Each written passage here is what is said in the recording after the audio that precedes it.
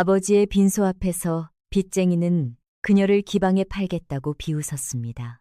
마을 사람들도 함께 웃었죠. 평생 널순이라 손가락질 받던 여인은 그날 아무 말도 하지 않았습니다. 다만 손톱이 손바닥에 박히도록 주먹을 쥐었을 뿐입니다. 그런데 말입니다. 그로부터 한 달 뒤 조선 노름판의 고수들이 바로 그 여인 앞에서 손을 떨기 시작했습니다. 때는 고종연간 개화의 바람이 불기 시작하던 무렵이었습니다. 일본에서 들어온 화투가 삽시간에 고을고을로 퍼지던 시절이었죠. 그 패쪽 한 벌이 어떤 집안은 일으키고 어떤 집안은 무너뜨렸습니다. 노준길의 집안은 후자였습니다. 노순이는 22살이었습니다. 아직 혼처를 구하지 못한 몸이었죠. 이유는 간단했습니다. 체구가 굵었기 때문입니다. 동그란 낯에 볼살이 두둑하고 어깨가 넓은 당당한 체격이었는데 마을 사람들은 그녀를 널순이라 불렀습니다. 부르는 쪽은 별 생각 없이 불렀겠지만 불리는 쪽은 그 이름을 들을 때마다 가슴 어딘가가 작게 움츠러들었습니다. 순이는 그저 아버지와 단둘이 살아왔습니다. 어머니는 순이가 어릴 적 홍역으로 세상을 떴고 아버지 노준길은 딸을 키우며 혼자 농사를 지었습니다. 가난했지만 버틸 수는 있었습니다. 아버지는 그런데 4년 전부터 아버지가 화투에 빠졌습니다. 처음에는 순이도 이상하게 생각했습니다. 아버지는 원래 그런 사람이 아니었으니까요. 장날에 딱 한 번 끼었다가 돌아온 날 아버지는 얼굴빛이 달라져 있었습니다. 그 뒤로 장날마다 나갔고 나갈 때마다 조금씩 더 늦게 돌아왔습니다. 밤마다 노름판을 전전했고 논배미를 하나씩 팔아 판돈을 마련했습니다. 순이가 매번 말렸지만 소용없었습니다. 아버지는 다음 판만 이기면 된다며 귀를 막았죠. 그런데 말입니다. 어린 순이는 어릴 때부터 알고 있었습니다. 아버지가 지는 날에는 항상 같은 사람이 이겼다는 것을. 아버지 혼자 지는 것이 아니었습니다. 판마다, 날마다 일정한 패턴이 있었습니다. 하지만 그 사실을 말할 수 있는 어른이 없었습니다. 아이의 말을 들어줄 어른이 없었으니까요. 사람들은 순이의 두툼한 체구만 보았고 그 안에 있는 머리는 보지 못했습니다. 그렇게 4년이 흘렀습니다. 집은 텅 비었고 논밭은 모두 남의 손에 넘어갔습니다. 그리고 아버지는 엽전 100냥의 빚을 남긴 채 병으로 쓰러졌죠. 순이가 약을 구하러 뛰어다녔지만 이미 늦었습니다. 아버지는 마지막으로 순이의 손을 붙잡고 눈물을 흘렸습니다. 그리고 눈을 감았습니다. 손이 아직 따뜻했습니다. 순이는 그 온기가 식을 때까지 손을 놓지 못했습니다. 문득 어릴 적 기억 하나가 떠올랐습니다. 순이가 10살쯤 되던 해였습니다. 장터에서 돌아오는 길에 아이들이 순이를 둘러쌌습니다. 널순이, 널순이, 아직도 시집 못 갈 널순이. 순이는 주먹을 쥐고 서 있었습니다. 눈물이 날 것 같았지만 참았죠. 그때 아버지가 나타났습니다. 아이들이 달아났습니다. 아버지는 순이 앞에 쪼그려 앉아 말했습니다. 몸이 넓은 만큼 품도 넓다. 그게 복이다. 순이는 그 말의 뜻을 그때는 몰랐습니다. 다만 아버지의 손이 따뜻하다는 것만 알았습니다. 그 손이 마지막까지 따뜻했습니다. 아버지의 손이 아버지의 유품을 정리하던 날이었습니다. 낡은 보자기 속에서 화투패 한 벌이 떨어졌습니다. 그리고 그 옆에 작은 종이 조각 하나가 함께 떨어졌죠. 순이는 그것을 집어들었습니다. 날짜들이 적혀 있었습니다. 그리고 각 날짜 옆에 적힌 이름이 있었습니다. 변대수. 아버지가 크게 진 날마다 그 이름이 반복되었습니다. 날짜, 금액, 그리고 아버지가 작은 글씨로 덧붙인 한마디. 패가 이상했다. 패가 이상했다. 패가 이상했다. 순이는 그 종이 조각을 천천히 접어 품에 넣었습니다. 아버지도 알고 있었던 것이었습니다. 다만 증명할 수 없었을 뿐. 그래서 말할 수 없었을 뿐. 장례 첫날이었습니다. 작은 초가집 마당에는 관 하나가 덩그러니 놓여 있었습니다. 제대로 된 상여도 없었고 문상객도 거의 오지 않았죠. 마을 사람들은 멀찌감치 서서 수군거렸습니다. 노첨지 양반이 결국 화투로 집안을 말아먹었다는 소리, 딸년도 가련하다는 소리, 몸도 굵은데 이제 빚까지 떠안았으니 어찌 살겠느냐는 소리, 22인데 아직 시집도 못 갔다는 소리. 해가 중천에 떴을 무렵이었습니다. 대문 밖에서 말굽소리가 들렸습니다. 변대수가 들어왔습니다. 40살쯤 되어 보이는 사내였는데 고을에서 노름판을 관장하는 악패였죠. 순이의 아버지에게 돈을 빌려준 빚쟁이이기도 했습니다. 변대수는 관 앞까지 성큼성큼 걸어왔습니다. 그리고 순이를 내려다보며 입을 열었습니다. 3달 안에 엽전 100냥을 갚아라. 순이는 고개를 끄덕였습니다. 목소리가 나오지 않았습니다. 변대수는 비웃음을 흘리며 순이를 위아래로 훑어보았습니다. 못 갚으면 저 넉넉한 몸뚱이라도 기방에 넘겨야겠다. 값을 제대로 받을지는 모르겠지만 말이야. 마을 사람들이 기득거렸습니다. 저 몸으로 기방에 팔린다고. 순이는 주먹을 꽉 쥐었습니다. 손톱이 손바닥에 파고들었지만 아프지 않았습니다. 분노와 수치심이 온몸을 휘감았죠. 그리고 품속에 종이 조각이 느껴졌습니다. 아버지의 글씨, 패가 이상했다. 변대수가 순이 앞에 쪼그리고 앉았습니다. 가까이서 보니 그의 입에서 술 냄새가 풍겼습니다. 3달이다. 잊지 마라. 난 그렇게 말하고는 일어나 나가버렸습니다. 말굽 소리가 멀어지자 마을 사람들도 하나둘 흩어졌습니다. 그 자리에 남은 것은 관 하나와 무릎 꿇은 여인 하나였습니다. 그때였습니다. 장터 구석에서 조용히 자리를 뜨는 사람이 하나 있었습니다. 29쯤 되어 보이는 선비였죠. 이시준이라는 이름의 가난한 양반이었는데 그는 변대수의 말이 끝날 때 눈살을 찌푸렸습니다. 비웃지 않았습니다. 단. 그저 조용히 고개를 숙이고 그 자리를 떠났습니다. 순이는 그것을 보지 못했습니다. 순이는 홀로 남았습니다.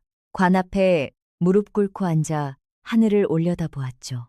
구름 한 점 없는 맑은 하늘이었습니다. 대답은 없었습니다. 장례를 치른 뒤였습니다. 순이는 텅 빈 집으로 돌아왔습니다. 부엌에는 쌀 한 톨 없었고 곳간에는 거미줄만 쳐져 있었죠. 순이는 아버지의 방으로 들어가 다시 한번 그 종이 조각을 꺼냈습니다. 날짜, 금액, 패가 이상했다. 날짜, 금액, 패가 이상했다. 그리고 그 옆에 놓인 화투패를 집어들었습니다. 48장의 패가 낡고 해졌지만 그림은 선명했습니다. 솔, 매조, 벚꽃, 흑사리, 난초, 모란, 홍사리, 공산, 국화, 단풍, 오동, 비. 순이는 화투패를 하나씩 넘겨보았습니다. 화투패를 바닥에 내던지려다 멈췄습니다. 문득 이상한 느낌이 들었습니다. 화투패 하나하나가 눈에 선명하게 들어왔습니다. 그림의 빛깔, 자리, 생김새까지 순식간에 머릿속에 새겨지는 것 같았죠. 순이는 고개를 갸웃했습니다. 화투패를 섞어서 엎어놓았습니다.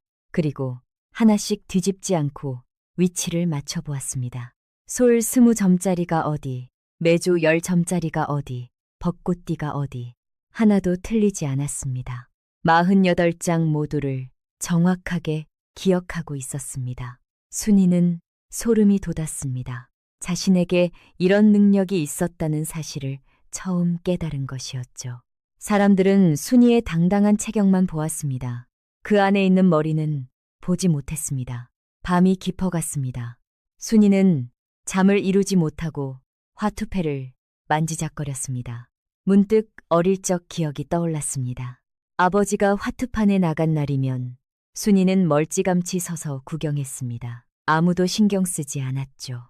통통한 아이가 하품을 참으며 서 있는 것처럼 보였으니까요. 하지만 순이의 눈은 판 위의 모든 패를 훑고 있었습니다. 아버지가 크게 지는 날에는 항상 같은 패턴이 있었습니다. 특정 패가 특정 사람 손에 너무 자주 들어갔습니다. 그것이 우연이 아니라는 것을 어린 순이는 느꼈지만 말하지 못했습니다. 이제는 말할 수 있었습니다. 하지만 말만으로는 부족했습니다. 현실은 냉혹했습니다. 자, 말한 엽전 100냥, 석 달 안에 갚아야 하는 빚, 농사를 지어도 7일 해도 그 돈을 모을 수 없었습니다. 순이는 화투패를 꼭 쥐고 눈을 감았습니다. 창밖으로 바람이 불어와 등잔불을 흔들었습니다. 순이의 그림자가 벽에 길게 드리워졌습니다. 넉넉한 몸의 그림자였지만 그 안에는 강인한 무언가가 숨어 있었습니다. 그날 밤 노순이는 결심했습니다. 한 번만 해보자고. 빚을 갚고 아버지의 억울함을 밝히기 위해 화투패를 품에 안고 잠이 들었습니다. 사흘이 지났습니다. 순이는 여전히 밤마다 화투패를 연습했습니다.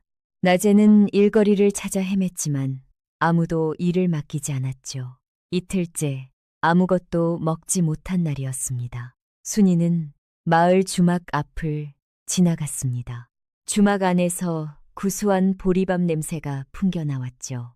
순이는 그 냄새를 맡으며 침을 삼켰습니다. 품속을 더듬었습니다. 돈이 없었습니다.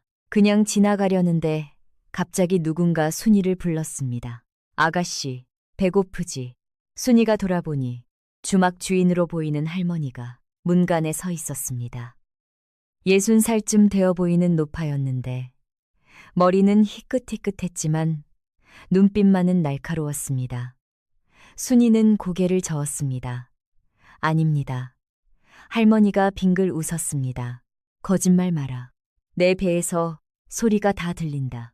들어와서 밥이나 먹어라. 할머니는 이미 순이의 팔을 잡아 끌었습니다. 주막 구석자리에 순이를 앉히고는 밥상을 내왔습니다.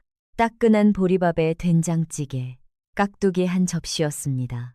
순이는 눈물이 날 것 같았습니다. 돈이 없습니다. 할머니가 손을 저었습니다. 됐다. 그냥 먹어라. 공짜다. 순이는 더 이상 참지 못하고 숟가락을 들었습니다. 정신없이 밥을 퍼먹었죠. 한 그릇을 순식간에 비웠습니다. 할머니가 다시 밥을 퍼다 주었습니다. 순이는 두 번째 그릇도 깨끗이 비웠습니다. 밥을 다 먹고 나자 할머니가 차를 내왔습니다. 할머니가 순이는 고개를 숙였습니다. 감사합니다. 꼭 갚겠습니다. 할머니가 순이 맞은편에 앉았습니다. 그리고 날카로운 눈빛으로 순이를 바라보았죠. 요 며칠 전 변대순의 화투판 근처를 서성댔지? 순이는 깜짝 놀라 고개를 들었습니다. 할머니가 빙글 웃었습니다. 내가 다 봤다. 구석에서 말이야. 순이는 얼굴이 빨개졌습니다. 할머니가 찻잔을 홀짝이며 말을 이었습니다. 그런데 말이야. 신기한 걸 봤다. 패가 펼쳐질 때마다 네 눈이 달라지더구나. 판을 보는 게 아니라 패를 외우고 있었어. 48장 전부를. 순이는 숨이 트는 것 같았습니다.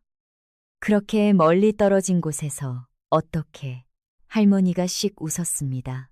놀랄 것 없다. 나도 옛날에 그 눈을 가졌거든. 화투로 말이야. 순이는 입을 다물지 못했습니다. 할머니가 계속 말했습니다. 자신은 옥매향이라 한다는 것.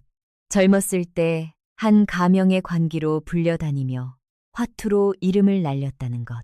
수령들과 부호들을 상대로 수십 년간 화투를 쳤다는 것. 하지만 그녀를 아껴주던 판관이 세상을 뜨고 그 판관의 아들이 보은의 뜻으로 그녀를 자유롭게 해주었다는 것. 그 돈으로 이곳에서 주막을 운영한 지 어언 10년이라는 것. 그리고 할머니가 말을 멈추었습니다. 찻잔을 내려다보다가 천천히 입을 열었습니다. 나도 옛날에 기방에 팔릴 뻔했다. 그때 화투 한 판이 나를 살렸지. 그래서 안다. 이 패가 사람을 망치기도 하지만 이 패가 사람을 구하기도 한다는 걸. 그리고 나는 오랫동안 나 같은 처지의 사람을 보면 모른 척하지 못했다. 할머니의 눈빛이 순이를 바라보았습니다. 그 눈빛 속에 무언가가 있었습니다. 오래된 기억 같은 것이었죠. 순이는 그것을 느꼈습니다. 순이는 숨죽여 들었습니다. 옥매향 할머니가 찻잔을 내려놓았습니다. 재능이 있다. 패를 외우는 건 타고난 거야. 하지만 그것만으로는 부족하지. 순이가 고개를 끄덕였습니다. 할머니가 순이를 똑바로 바라보았습니다. 내가 가르쳐 줄까? 순이의 심장이 쿵쾅거렸습니다. 할머니가 말을 이었습니다. 화투는 패가 아니라 사람이다. 상대의 눈빛, 손놀림, 숨결을 읽어야 해. 그걸 가르쳐 주마. 순이는 입술을 깨물었습니다. 가슴 속에서 뜨거운 무언가가 타올랐죠. 할머니가 손가락을 펴보였습니다. 사흘나흘만 내게 시간을 다오. 그럼 너를 제대로 된 화투꾼으로 만들어주겠다. 순이가 조심스럽게 물었습니다. 대가가 무엇입니까? 옥매향이 빙글 웃었습니다. 내가 앞으로 딸 돈의 절반을 내게 다오. 그것으로 충분하다. 순이는 잠시 망설였습니다. 절반이라니. 하지만 지금 상태로는 한 푼도 딸 수 없었습니다. 절반이라도 딸 수 있다면 그게 어디냐는 생각이 들었죠. 순이는 고개를 끄덕였습니다. 좋습니다. 가르쳐 주십시오. 옥매향의 눈빛이 반짝였습니다. 좋아. 그럼 오늘 밤부터 시작하지. 해가 지면 주막 뒷방으로 오너라. 그날 저녁 해가 지자 순이는 주막 뒷방으로 갔습니다. 작은 방이었지만 깨끗하게 정돈되어 있었습니다. 옥매향이 화투패 한 벌을 꺼내 펼쳐 놓았습니다. 새 것처럼 깨끗한 화투패였죠. 촛불이 흔들리며 방 안을 은은하게 비쳤습니다. 두 여인의 그림자가 화투패 위에 길게 드리워졌죠. 자, 이제부터 시작이다. 준비됐느냐? 순이는 고개를 끄덕였습니다. 눈빛에 결연함이 서려 있었죠. 첫째 날 밤이었습니다. 옥매향이 패를 펼쳐 놓으며 말했습니다. 화투에서 가장 중요한 것은 패가 아니라 사람이다. 상대를 읽는 것, 그리고 자신을 숨기는 것. 이 두 가지가 전부야. 순이는 고개를 끄덕이며 들었습니다. 옥매향이 순이의 얼굴을 찬찬히 살펴보았습니다. 동그란 낯, 볼살이 두둑한 뺨, 작은 눈. 한참을 보더니 옥매향이 빙글 웃었습니다. 내 얼굴은 화투판에서 복이다. 순이는 의아한 표정을 지었습니다. 복이라니요? 평생 널순이라고 놀림받았는데 무슨 복이란 말입니까? 옥매향이 설명했습니다. 화투판에서 가장 중요한 것은 표정 관리라는 것. 좋은 패를 쥐었을 때 기쁨을 숨겨야 하고 나쁜 패를 쥐었을 때 실망을 감춰야 한다는 것. 그런데 순이의 얼굴은 타고났다는 것이었죠. 볼살이 많아 미세한 표정 변화가 잘 드러나지 않는다는 것. 마른 사람들은 얼굴 근육이 움직이면 바로 티가 난다는 것. 하지만 순이는 다르다는 것. 순이는 처음으로 자신의 외모가 장점이 될 수 있다는 사실을 알았습니다. 옥매향이 작은 거울 하나를 꺼내 순이 앞에 놓았습니다. 자, 이제부터 표정 연습이다. 거울을 보며 웃어봐라. 순이가 거울을 보며 웃었습니다. 입꼬리가 올라갔지만 눈은 거의 변하지 않았죠. 볼살 때문에 눈이 작아 보였고 웃어도 눈매가 크게 달라지지 않았습니다. 한도를 가리에, 다리한 자랑, 안도를 가리에, 이제 화를 내봐라. 순이가 얼굴을 찌푸렸습니다. 하지만 이것도 큰 변화가 없었습니다. 동그란 낯에 주름이 잡히긴 했지만 날카롭게 보이지 않았죠. 옥매향이 만족스러운 표정을 지었습니다. 완벽하다. 천부적인 화투상이야. 그날 밤 순이는 거울 앞에서 수백 번 표정을 지어보았습니다. 웃고, 찡그리고, 놀라고, 슬퍼하는 표정. 하지만 어떤 표정을 지어도 큰 변화가 없었습니다. 동그란 낯과 볼살이 모든 감정을 부드럽게 가려주었죠. 첫째 날이 끝났습니다. 둘째 날 밤이었습니다. 이번에는 상대의 심리를 읽는 훈련이었습니다. 옥매향이 순이 맞은편에 앉아 화투패를 쥐었습니다. 이제부터 내 얼굴을 봐라. 패를 보지 말고 나만 봐. 옥매향이 패를 한 장씩 집어들며 여러 표정을 지었습니다. 순이는 옥매향의 얼굴을 뚫어지게 바라보았죠. 좋은 패를 쥐었는지 나쁜 패를 쥐었는지 맞춰보라고 순이가 조심스럽게 대답했습니다. 좋은 패 같다고 옥매향이 패를 펼쳐 보였습니다. 1월 광과 3월 광이 들어 있었습니다. 순이가 맞췄습니다. 다시 섞었습니다. 이번에는 어떤가? 순이가 옥매향의 얼굴을 살폈습니다. 입술이 미세하게 떨렸습니다. 나쁜 패 같다고 대답했죠. 옥매향이 패를 보여줬습니다. 피만 가득했습니다. 또 맞췄습니다. 좋아. 이제 더 어려운 걸 가르쳐 주마. 사람들은 거짓말을 할 때 특정한 신호를 보낸다는 것, 눈동자가 미세하게 흔들린다는 것, 손가락이 굳는다는 것, 숨이 빨라진다는 것, 침을 자주 삼킨다는 것. 순이는 하나하나 귀 기울여 들었습니다. 옥매향이 실제로 시범을 보였습니다. 좋은 패를 쥐고 나쁜 척 연기하며 허세를 부렸죠. 하지만 눈동자가 살짝 흔들렸습니다.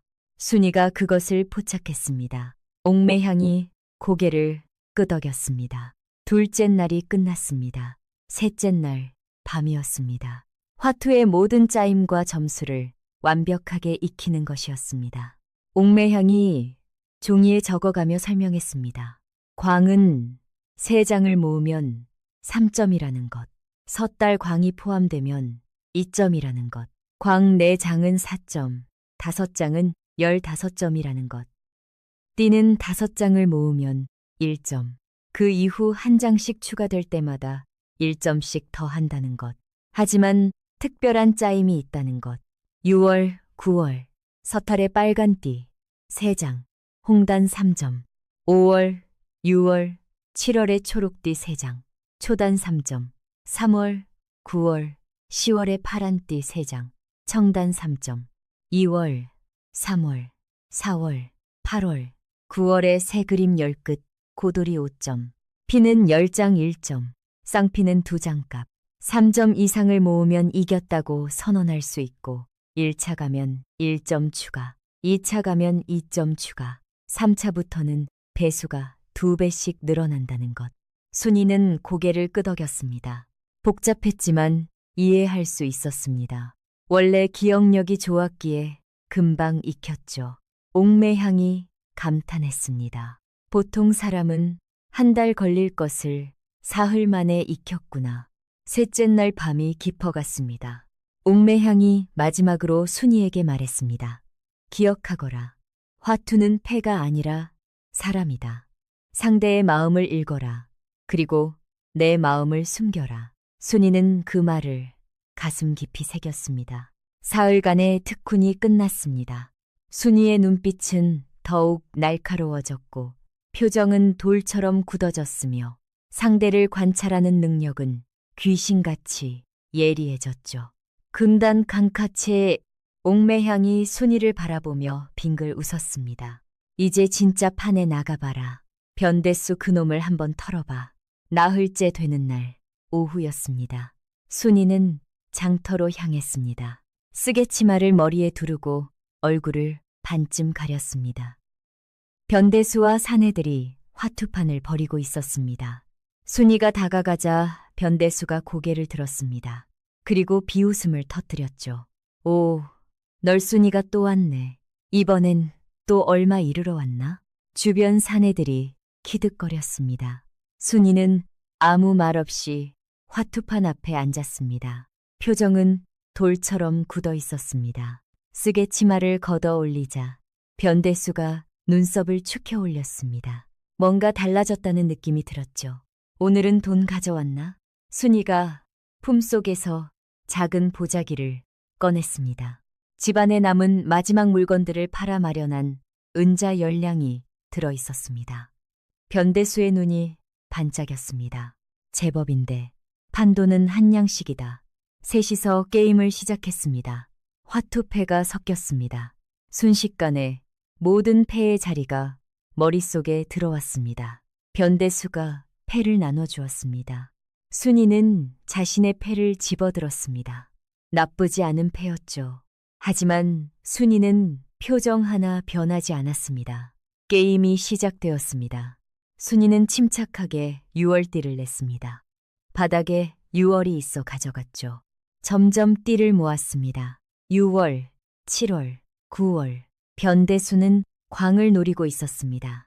입꼬리가 살짝 올라가 있었죠. 순이는 그것을 놓치지 않았습니다. 섣달띠를 가져왔습니다. 그리고 잠시 후 패를 내려놓으며 조용히 말했습니다.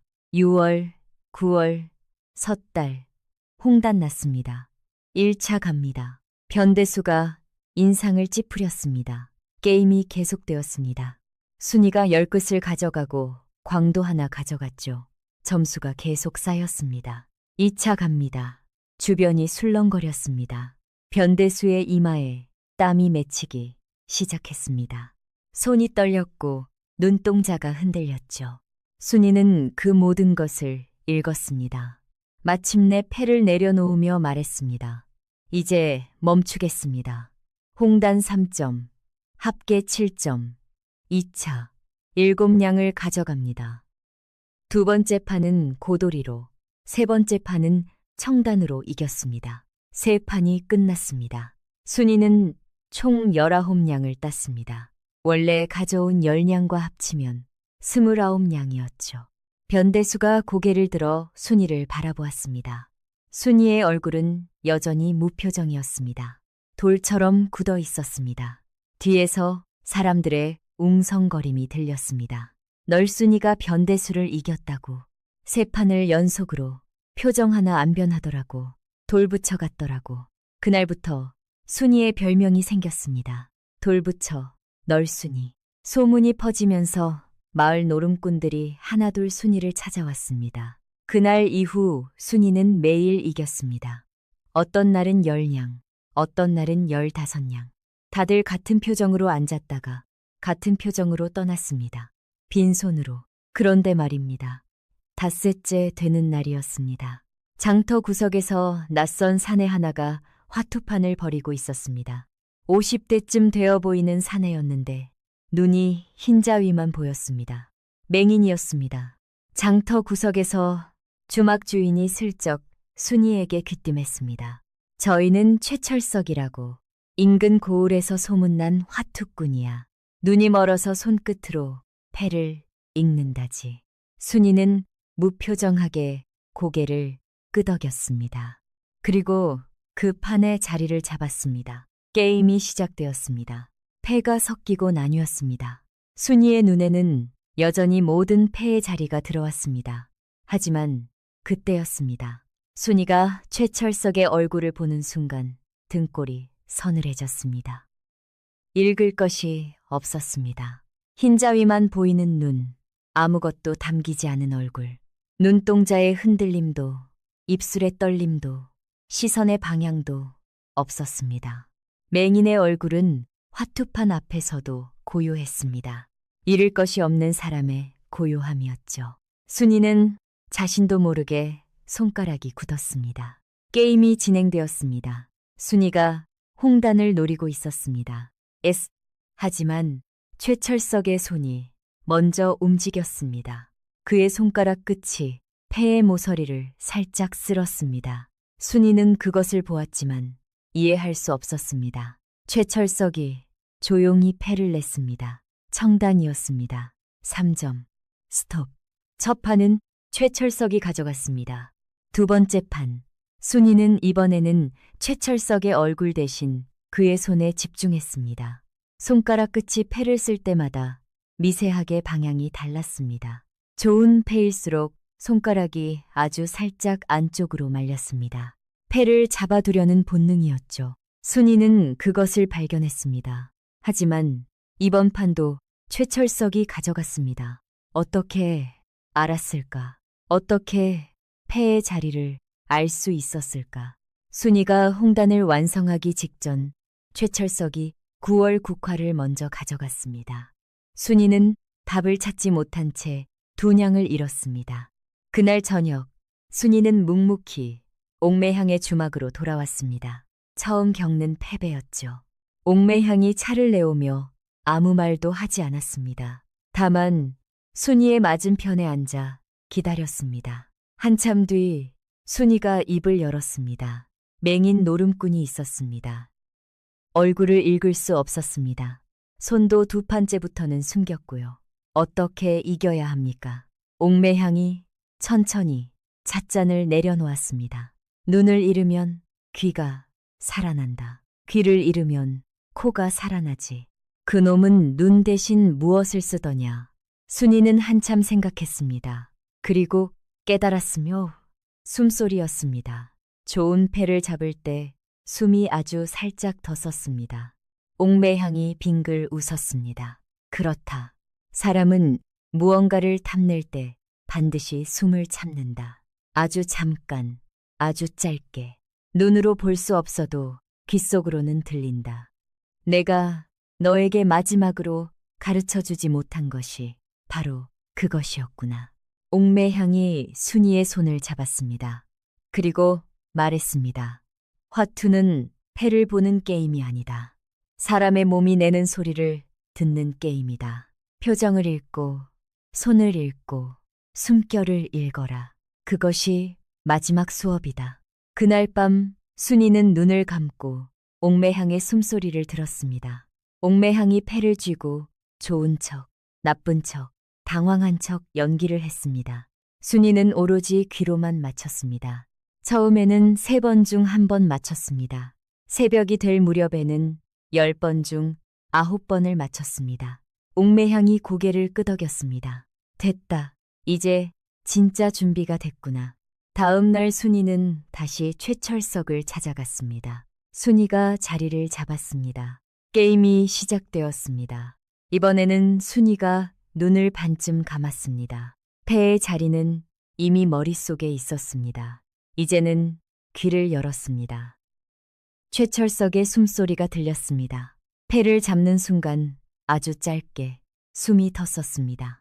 5월 난초 10끝을 잡을 때였습니다. 최철석이 고도리를 노리고 있다는 것을 2월, 3월, 4월은 이미 순이가 가지고 있었습니다. 남은 것은 8월과 9월이었죠. 순이는 8월 공산을 선점했습니다. 최철석의 숨이 다시 떴었습니다. 이번에는 당황한 것이었습니다. 게임은 순이의 승리로 끝났습니다. 청단 3점에 추가 2점, 총 5점. 1차를 가며 6냥을 가져갔죠. 최철석이 조용히 말했습니다. 숨소리를 들었군. 순이가 무표정하게 대답했습니다. 예. 잠시 침묵이 흘렀습니다. 최철석이 천천히 고개를 끄덕였습니다. 오래 살다 보니 별일이 다 있구나, 가거라. 순이는 자리에서 일어났습니다. 그런데 뒤돌아 걷는데 최철석의 목소리가 들렸습니다. 조심해라. 한양에는 그보다 더한 놈들이 있다. 순이의 발걸음이 잠시 멈췄습니다. 그리고 다시 걸었습니다. 그 무렵이었습니다. 장터에 낯선 사람들이 나타나기 시작했습니다. 한양에서 온 듯한 비단 도포 차림의 사내들. 그들은 순이의 화투판을 멀찌감치 지켜보았죠. 날카롭고 차가운 눈빛이었습니다. 그날 저녁 한 사내가 순이에게 다가왔습니다. 40살쯤 되어 보이는 사내였는데 비단 도포를 입고 있었습니다. 최치원이라 하오. 한양에서 왔소. 돌부처 순이의 실력을 직접 보고 싶구려. 순이는 무표정하게 그를 바라보았습니다. 판돈이 얼마입니까?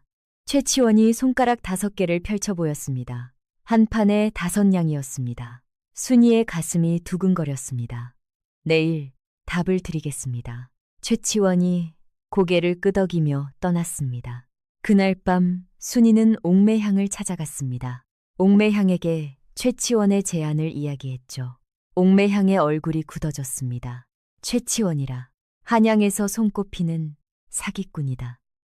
처음엔 정상으로 두어 판 버티다가 상대가 방심하면 그때부터 본색을 드러내지. 특히 조심해야 할 것이 있다. 순이가 눈빛을 세웠습니다. 무엇입니까? 옥매향이 말했습니다. 그놈은 판을 2번 뒤집는다. 처음엔 패에 표시를 해두는 것을 일부러 내비쳐 상대가 알아채게 만든다. 상대가 안심하고 그것을 이용하려는 순간 패를 바꿔치기 한다. 네가 읽고 있는 것이 이미 가짜가 되어 있는 거지. 표시된 패를 쥔 손과 깨끗한 패를 쥔 손은 다르다. 표시된 패를 쥔 때는 손가락 끝에 힘이 들어간다. 무의식이야. 하지만 깨끗한 패로 바꾼 뒤에는 그 힘이 사라진다. 그 순간을 잡아라. 그리고 옥매향이 말을 이었습니다. 가겠다면 말리지 않겠다. 하지만 명심해라. 한양의 노름판은 여기와 다르다. 돈만 잃는 게 아니라 목숨을 걸어야 할 수도 있다. 순이는 고개를 끄덕였습니다. 그 며칠 전이었습니다. 순이는 마을에서 변대수를 다시 만났습니다. 변대수는 순이를 보자 피하려 했지만 순이가 먼저 다가갔죠. 변대수, 제 빚 중 50냥을 먼저 갚겠습니다.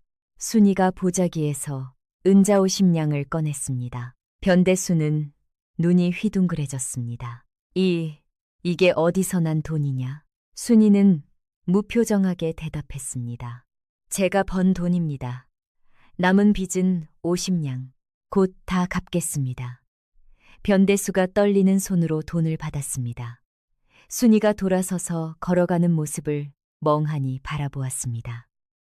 저 널순이가 정말 달라졌구나. 그 며칠 전이었습니다.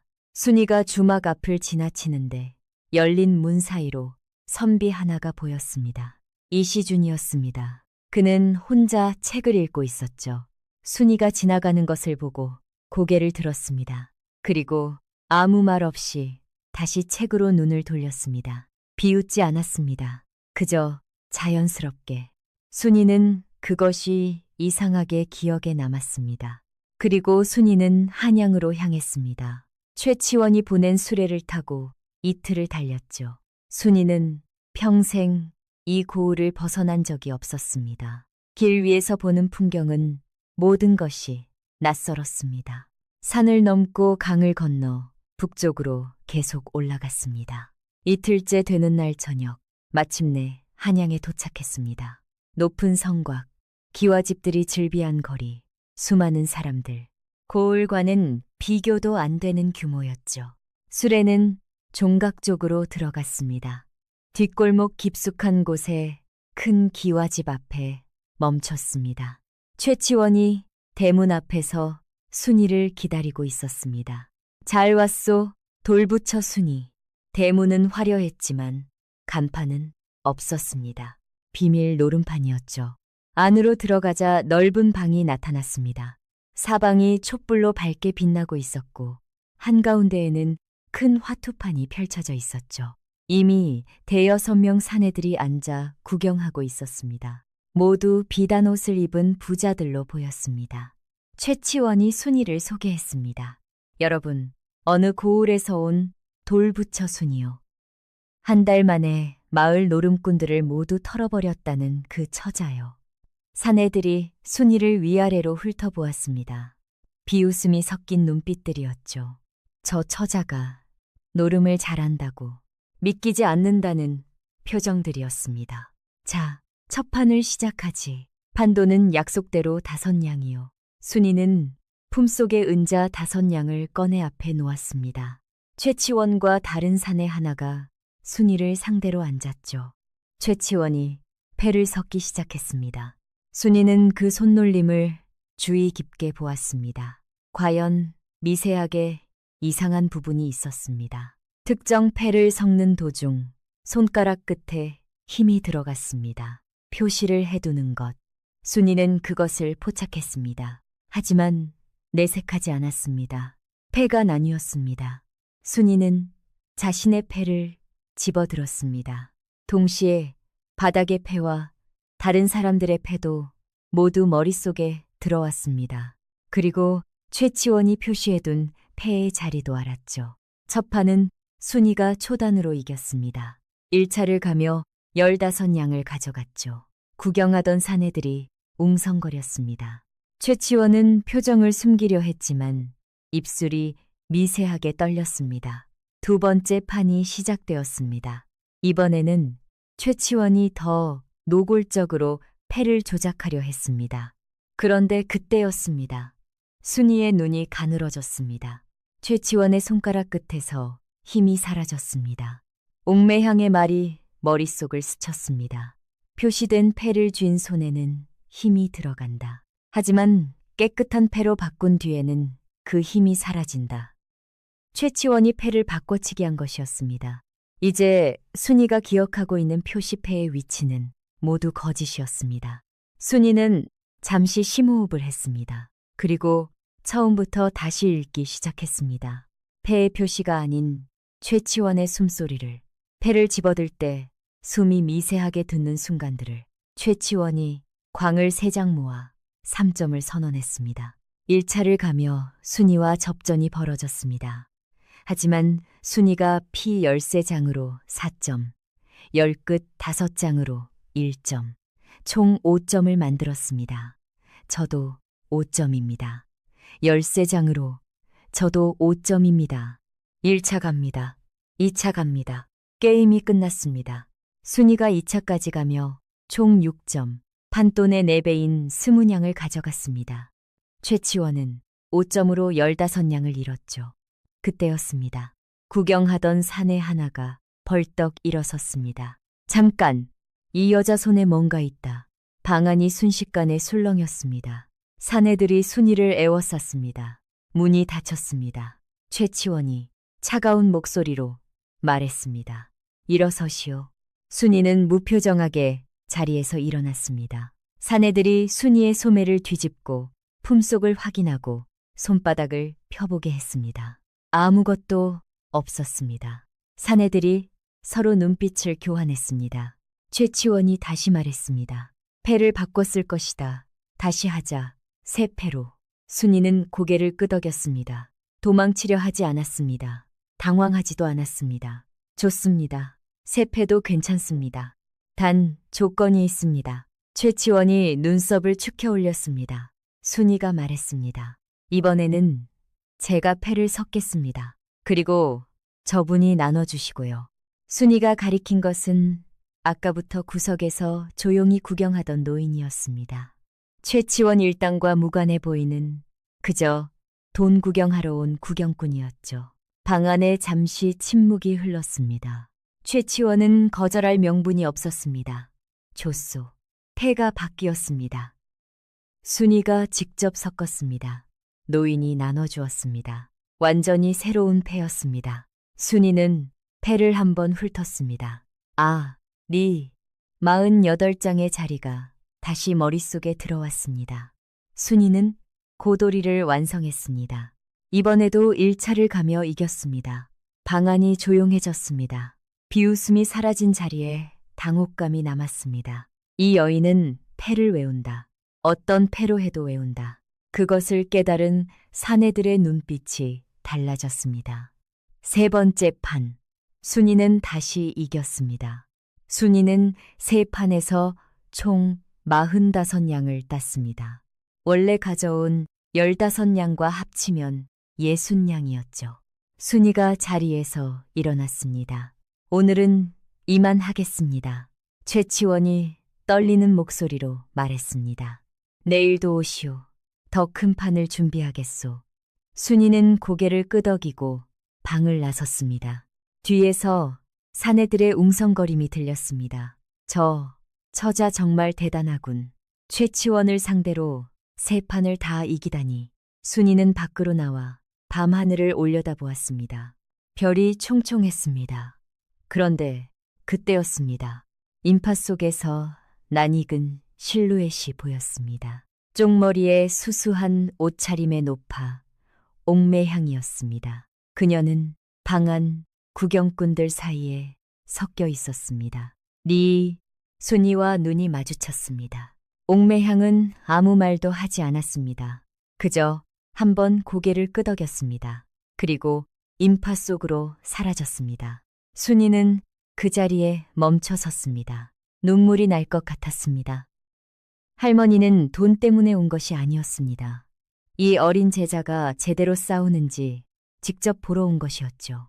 그 마음이 순이의 가슴 속으로 물처럼 스며들었습니다. 다음 날 저녁이었습니다. 최치원이 순이를 다른 곳으로 안내했습니다. 더 깊숙한 골목 안에 큰 저택이었죠. 오늘은 특별한 분이 기다리고 계시오. 임성환 대감이시오. 저택 안으로 들어가자 화려한 방이 나타났습니다. 한가운데 임성환 대감이 앉아 있었죠. 50대의 위엄 있는 양반이었습니다. 주변에는 다른 양반들이 둘러앉아 구경하고 있었습니다. 임성환 대감이 순이를 보며 빙글 웃었습니다. 소문에 돌부처 순이라 하던데 판도는 열냥 어떤가. 순이는 무표정하게 자리에 앉았습니다. 좋습니다. 게임이 시작되었습니다. 문주, 공고루, 근능. 임성환은 최치원과 달랐습니다. 조작도 없었고 속임수도 없었습니다. 순수한 실력 대결이었죠. 그의 손놀림은 유려했고 전략은 예측하기 어려웠습니다. 무엇보다 숨소리가 거의 들리지 않았습니다. 수십 년간 화투를 쳐온 사람만이 가질 수 있는 완벽한 절제였죠. 첫 판이 진행되었습니다. 팽팽한 승부였습니다. 결국 임성환이 광내장으로 4점을 만들었습니다. 광내장이다. 1차 간다. 순이는 띠 3점밖에 만들지 못했습니다. 첫 판은 임성환이 가져갔습니다. 주변 양반들이 수군거렸습니다. 역시 대감께서는 다르다고. 하지만 순이는 표정 하나 변하지 않았습니다. 두 번째 판이 시작되었습니다. 순이가 임성환의 패턴을 파악했습니다. 임성환은 광을 선호한다는 것. 순이는 그것을 이용했습니다. 일부러 광 하나를 임성환에게 주었죠. 임성환은 예상대로 광에 집중했습니다. 그 사이 순이는 고도리를 완성했습니다. 2월, 3월, 4월, 8월, 9월. 고돌이 났습니다. 1차 갑니다. 임성환의 눈빛이 흔들렸습니다. 게임이 끝나자 순이가 고돌이 5점과 추가 점수로 총 7점을 가져갔습니다. 1차를 갔으니 스문양을 가져갔죠. 1대1 동점이었습니다. 세 번째 판이 시작되었습니다. 마지막 승부였죠. 임성환의 표정이 진지해졌습니다. 패가 나뉘었습니다. 게임이 진행되었습니다. 이번에는 순이가 청단을 노렸습니다. 3월, 9월, 10월의 파란 띠를 하나씩 조심스럽게 모았습니다. 그런데 그때였습니다. 순이가 귀를 기울이는 순간 이상한 것을 느꼈습니다. 임성환의 숨소리가 들리지 않았습니다. 아니, 정확히는 들리는데 이상했습니다. 너무 고르고 너무 일정했습니다. 마치 훈련된 것처럼. 순이는 가슴이 내려앉았습니다. 임성환이 알고 있었습니다. 자신이 숨소리를 읽는다는 것을. 그래서 숨소리를 통제하고 있었습니다. 이 사람은 지금 내 무기를 역으로 쓰고 있다. 순이는 잠시 눈을 감았습니다. 그리고 다시 열었습니다. 이번에는 숨소리를 버렸습니다. 대신 임성환의 손을 보았습니다. 패를 집어들 때, 패를 내려놓을 때, 손끝의 힘. 좋은 패를 쥔 손은 아주 살짝 빨리 움직입니다. 나쁜 패를 쥔 손은 아주 살짝 느립니다. 그것은 의식으로 통제할 수 없는 것이었습니다. 순이가 10월띠를 가져갔습니다. 청단 완성. 3점이었습니다. 청단 났습니다. 1차 갑니다. 임성환이 광세장을 완성했습니다. 역시 3점. 하지만 순이가 먼저 시작했습니다. 순이가 띠를 추가로 모았습니다. 5점으로 올라갔죠. 2차 갑니다. 임성환이 광 하나를 더 가져가려 했지만 이미 늦었습니다. 게임이 끝났습니다. 순이가 청단 3점, 띠 추가 3점으로 총 6점. 2차를 갔으니 판돈의 4배, 40냥을 가져갔습니다. 임성환은 4점으로 30냥을 잃었죠. 방 안이 조용해졌습니다. 임성환 대감이 천천히 고개를 들어 순이를 바라보았습니다. 순이의 얼굴은 여전히 무표정이었습니다. 임성환이 빙글 웃었습니다. 내가 졌다. 대단하구나. 돌부처 순이. 숨을 통제했는데도 뚫렸군. 순이는 조용히 절했습니다. 과찬이십니다. 임성환 대감이 자리에서 일어났습니다. 그리고 주변 양반들을 둘러보며 말했습니다. 조선에 이런 여인이 있었다. 기억해 두시오. 순이는 돈을 챙겨 저택을 나섰습니다. 총 50냥을 땄습니다. 원래 가져온 15냥과 합치면 65냥. 여기서 옥매향에게 절반을 주면 32냥 남짓. 그것으로 남은 빚 50냥을 다 갚기에는 부족했습니다. 하지만 순이는 며칠을 더 머물렀습니다. 마을 판이 아닌 한양의 판에서 2판을 더 이겼습니다. 그리고 충분해졌습니다. 일주일 후 순이는 고을로 돌아왔습니다. 품속에는 은자 120냥이 들어있었습니다. 옥매향 할머니를 찾아가 약속대로 절반을 주었죠. 할멈, 60냥입니다. 아, 감사했습니다. 옥매향이 돈을 받으며 흐뭇하게 웃었습니다. 잘했다. 이제 어찌할 셈이냐. 순이가 대답했습니다. 마무리 지어야 할 것이 남아 있습니다. 옥매향이 고개를 끄덕였습니다. 더 묻지 않았습니다. 순이가 무엇을 말하는지 알고 있었으니까요. 다음 날이었습니다. 장날이었습니다. 마을 사람들이 장터에 모였습니다. 장날이면 언제나 그랬듯이 북적이고 시끄러운 아침이었습니다. 그때 순이가 장터 한가운데로 걸어 들어왔습니다. 두툼한 체구에 돌부처 같은 표정으로 손에는 2가지가 들려 있었습니다. 은자꾸러미 하나와 낡은 종이 조각 하나. 변대수가 장터 한켠에서 순이를 발견했습니다. 그는 순이를 보자 몸이 굳었습니다. 순이가 그를 향해 걸어왔습니다. 주위 사람들이 하나둘 걸음을 멈추고 지켜보았습니다. 순이가 변대수 앞에 섰습니다. 그리고 은자꾸러미를 내밀었습니다. 남은 빚 50냥입니다. 다 갚습니다. 변대수가 멈칫하며 돈을 받았습니다. 그런데 순이가 손을 거두지 않았습니다. 이번에는 종이 조각을 내밀었습니다. 변대수의 얼굴이 굳어졌습니다. 이것도 받으십시오. 그것은 아버지의 글씨였습니다. 날짜, 금액, 패가 이상했다. 날짜, 금액, 패가 이상했다. 그리고 변대수의 이름. 장터는 조용해졌습니다. 변대수의 눈이 흔들렸습니다. 이게 뭐냐? 순이가 주위를 한번 둘러보았습니다. 마을 사람들이 모두 듣고 있었습니다. 순이가 말했습니다. 제 아버지가 남긴 기록입니다. 크게 지는 날마다 패가 이상하다고 적었습니다. 항공캐서 기록입니다. 그리고 그 날마다 같은 이름이 있었습니다. 침묵이 흘렀습니다. 변대수가 종이 조각을 낚아채려 했습니다. 하지만 순이가 이미 뒤로 손을 걷었습니다. 그때 장터 사람들 사이에서 목소리가 들렸습니다. 나도 알고 있어. 저 병가놈이 패를 조작했다는 거. 그리고 또 다른 목소리가 나도 당했어. 이미 다들 알고 있었지. 말만 못했을 뿐. 하나둘 목소리가 이어졌습니다. 변대수의 얼굴이 하얘졌습니다. 그제야 그가 알았습니다. 모두가 알고 있었다는 것을. 다만 아무도 먼저 나서지 못했을 뿐이라는 것을. 순이는 더 이상 아무 말도 하지 않았습니다. 말이 필요하지 않았습니다. 그저 그 자리에 서서 변대수를 바라보았습니다. 돌부처처럼 변대수가 눈을 피했습니다. 장터 사람들도 더 이상 그를 보지 않았습니다. 등을 돌렸습니다. 가장 무거운 처벌이 내려진 것이었습니다. 칼도 옥도 아닌 침묵. 그리고 뒤에서 목소리가 들렸습니다. 이 돈이 내 판에서 나온 돈인 건 알고 있다. 순이가 걸음을 멈췄습니다. 변대수의 목소리였습니다. 마이는 낮고 쉰 목소리였죠. 순이는 고개를 돌리지 않았습니다. 무엇을 말하려는 것인지 알 수 없었습니다. 위협인지 경고인지 아니면 그 무엇인지.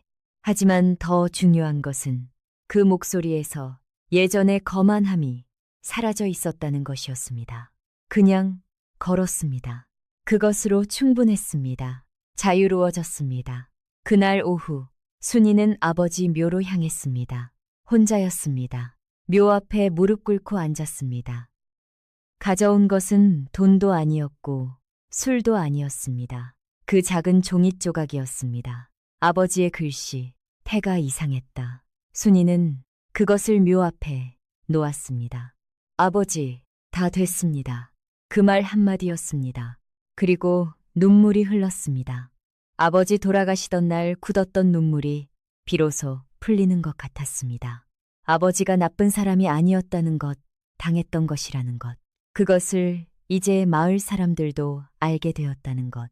순이는 오랫동안 울었습니다. 석공을 불러 묘비를 세웠습니다. 깨끗한 돌에 아버지의 이름을 새겼죠. 노준 길지묘. 제사상을 차리고 절을 올렸습니다. 아버지, 이제 편히 쉬세요. 딸은 이제 새로운 삶을 살겠습니다. 바람이 불어와 나뭇잎을 흔들었습니다. 마치 아버지가 대답하는 것 같았습니다. 순이는 마을로 돌아와 작은 주막을 샀습니다. 남은 돈으로 살림을 마련하고 장사를 시작했죠. 화투패는 마당에서 태워버렸습니다. 불꽃이 48장을 삼키는 것을 바라보며 순이는 오랫동안 그 자리에 앉아 있었습니다. 다시는 손에 잡지 않기로 했습니다. 패를 잡는 재주는 하늘이 주었지만 패를 내려놓는 결단은 순이 자신이 했습니다. 그것이 그녀를 노름꾼이 아닌 사람으로 만든 것이었죠. 사람들은 여전히 순이를 돌부처 널순이라고 불렀습니다. 하지만 이제는 존중의 의미가 담겨 있었죠. 순이의 주막은 음식이 맛있기로 소문났습니다. 손님들이 끊이지 않았고 순이는 평화로운 나날을 보냈습니다. 그 무렵이었습니다. 어느 날 아침 주막 대문 밖에 무언가가 놓여 있었습니다. 보자기에 싼 작은 꾸러미였습니다. 풀어보니 찐 옥수수 2개와 쪽지 1장이었습니다. 쪽지에는 아무 이름도 없이 달랑 한 줄만 적혀 있었죠. 한양 길 먼데 잘 다녀오시오. 순이는 한참 그 쪽지를 바라보았습니다. 그리고 빙긋 웃었습니다. 그때 누가 놓고 갔는지 이미 알고 있었으니까요. 석 달이 흘렀습니다. 어느 봄날 순이의 주막에 그 선비가 다시 들어왔습니다. 이시준이라는 이름의 가난한 양반이었습니다. 그는 이미 몇 번 순이의 주막에 왔었습니다. 변대수가 순이를 모욕하는 자리에서 혼자 눈살을 찌푸리고 조용히 떠났던 사람. 한양 가는 날 아침 옥수수를 두고 간 사람. 그는 순이와 자주 이야기를 나눴습니다. 순이의 과거는 몰랐지만 순이의 지혜롭고 강인한 면을 보았죠. 그런데 말입니다. 어느 날 저녁 시준이 순이에게 말했습니다. 순이, 내 아내가 되어주겠소. 순이는 눈물이 흘렀습니다. 평생 널순이라고 놀림받았던 자신에게 누군가 청혼을 하다니. 시준이 순이의 손을 잡았습니다. 순이는 고개를 끄덕였습니다. 하지만 일이 그리 순탄하지 않았습니다. 시준의 어머니와 형이 강하게 반대했습니다. 노름판을 돌아다닌 여인이라는 소문은 이미 고을에 파다했죠. 체구도 굵고 혼처도 늦었으며 거기다 화투판 출신이라니. 어머니는 눈물로 호소했고 형은 집안 망신이라며 목소리를 높였습니다. 시준이 굽히지 않았습니다. 하지만 순이는 시준을 말렸습니다. 제가 직접 찾아가겠습니다. 순이는 다음 날 아침 단정히 옷을 갖추어 입고 시준의 집을 찾아갔습니다. 시준의 어머니와 형의 차가운 눈빛이 기다리고 있었습니다. 순이는 방 안으로 들어가 무릎을 꿇고 앉았습니다. 그리고 아무 변명도 하지 않았습니다. 대신 지난 몇 달간의 일을 처음부터 차분히 이야기했습니다. 아버지의 빚, 빈소 앞에서의 서러움, 화투패를 집어든 이유, 빚을 다 갚은 날 아버지 묘 앞에서 흘린 눈물까지. 목소리는 흔들리지 않았습니다. 돌부처처럼 굳어 있었습니다. 하지만 그 눈빛에는 거짓이 없다는 것이 느껴졌습니다. 이야기가 끝났을 때 방 안은 조용했습니다. 그런데 뒤에서 목소리가 들렸습니다. 내가 증인이 되겠소. 돌아보니 옥매향이 대문 밖에 서 있었습니다. 언제 왔는지 몰랐습니다. 그녀는 방 안으로 들어와 시준의 어머니 맞은편에 앉았습니다. 그리고 말했습니다. 이 아이가 화투를 배운 것은 제게서입니다. 빚을 갚으려는 일념 하나로 배웠고 빚을 다 갚은 날 패를 태웠습니다. 제가 지켜봤습니다. 이런 사람이 며느리라면 집안을 망하게 하지 않습니다. 오히려 지켜내죠. 방 안의 공기가 달라졌습니다. 시준의 어머니가 한참 순이를 바라보았습니다. 그리고 천천히 눈을 감았습니다. 눈물 한 방울이 흘러내렸습니다. 형은 끝내 아무 말도 하지 않고 방을 나갔습니다. 그것이 허락이었습니다. 한 달 후 순이와 시준의 혼례가 열렸습니다. 마을 사람들이 모두 모였습니다. 옥매향도 맨 앞자리에 앉아 축하해 주었죠. 순이는 고운 신부 한복을 입었습니다. 당당한 체구였지만 정말 아름다워 보였습니다. 시준은 순이를 보며 환하게 웃었습니다. 그로부터 몇 해가 흘렀습니다. 순이는 이제 조선 노름판에서 전설이 되었습니다. 돌부처 순이, 아니 노순이. 그 이름을 모르는 도박꾼이 없었습니다. 한 달 만에 마을 노름꾼들을 모두 이긴 여인, 맹인 노름꾼 최철석을 이긴 여인, 한양의 사기꾼 최치원의 이중 속임수를 꿰뚫은 여인, 임성환 대감의 숨통제를 읽어낸 여인. 하지만 화투를 끊고 평범한 삶을 택한 여인. 사람들은 이런 말을 했습니다. 한양 노름판에서 가끔 이런 말이 오갔다고요. 저 사람 노순이 알아? 아는 사람은 조심하고 모르는 사람은 배워야 한다고. 순이는 사랑하는 남편과 함께 주막을 운영하며 행복하게 살았습니다. 더 이상 널순이라고 놀리는 사람은 없었습니다. 모두가 노순이라고 불렀죠. 그 이름 속에는 존경이 담겨 있었습니다. 어느 가을날 저녁 순이는 남편과 함께 마당에 앉아 있었습니다. 단풍잎이 바람에 흩날렸습니다. 시준이 물었습니다. 여보, 화투를 하던 시절이 그립지 않소? 순이는 고개를 저으며 미소 지었습니다. 아닙니다. 진짜 복은 여기 있으니까요. 순이는 남편의 손을 꼭 잡았습니다. 하늘에는 별이 총총했고 마을은 평화로웠습니다. 어릴 적 아버지가 했던 말이 떠올랐습니다. 몸이 넓은 만큼 품도 넓다. 그게 복이다. 순이는 조용히 웃었습니다. 아버지가 옳았습니다. 다만 그 복이 이런 모양으로 찾아올 줄은 몰랐을 뿐이죠. 그리고 어딘가에서 옥매향 할머니가 찻잔을 기울이며 빙글 웃고 있었겠죠. 내 제자가 잘 살고 있다고. 이 패가 사람을 망치기도 하지만 이 패가 사람을 구하기도 한다고. 내가 그것을 알았던 것처럼 이제 이 아이도 알게 되었다고. 노순이는 엄청난 빚을 갚았고 아버지의 억울함을 밝혔으며 조선 노름판에 전설이 되었습니다. 그리고 사랑하는 남편과 행복하게 살았습니다. 사람들은 그녀의 두툼한 체구만 보았고 머리는 보지 못했습니다. 하지만 이제 압니다. 그 머리가 얼마나 대단했는지를.